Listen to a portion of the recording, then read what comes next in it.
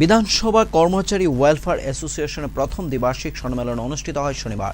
বিধানসভার কনফারেন্স হলে হয় এই সম্মেলনে উপস্থিত ছিলেন কৃষিমন্ত্রী রতনলাল নাথ, যুব বিষয়ক ও ক্রীড়া দপ্তরের মন্ত্রী টিঙ্কু রায়, বিধানসভার অধ্যক্ষ বিশ্ববন্ধু সেন, উপাধ্যক্ষ রামপ্রসাদ পাল, মুখ্য সচেতক কল্যাণী রায়।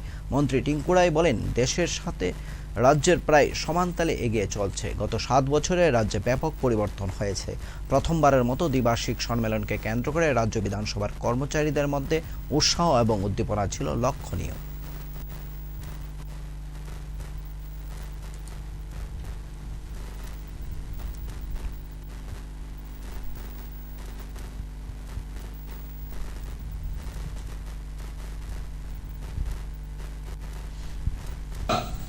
এই বিধানসভাতে নিজেদের জীবনের 30 বছর 25 বছর 20 বছর দিয়েছেন।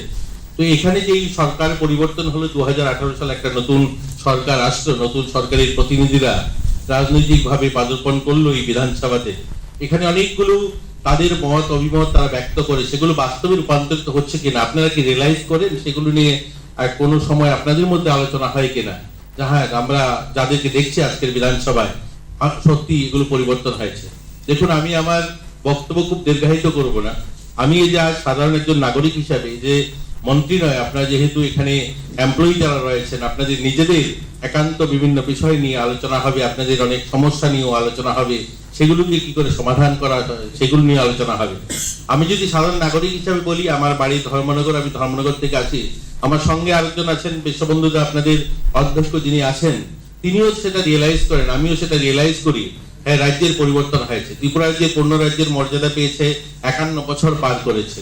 আমাদের দেশ স্বাধীন হয়েছে 78 বছর হয়েছে। এই 78 বছর তো আমি বলতে পারবো না, আমার বয়স প্রায় 50 ছুঁই। আমি আমার জীবনের 40 বছর আগরতলাতে আসি, সেই ছোটবেলার থেকে। আমি যদি এই 40 বছরের সঙ্গে কম্পেয়ার করি, এই 6-7 বছর অনেক কিছু পরিবর্তন হয়েছে, বদলাও আমি দেখি। যেখানে আমি 5 ঘন্টায় ধর্মনগর থেকে আগরতলা আসতাম, আজ 2.5 ঘন্টায় চলে আসি। এটা আমার জীবনের পরিবর্তন।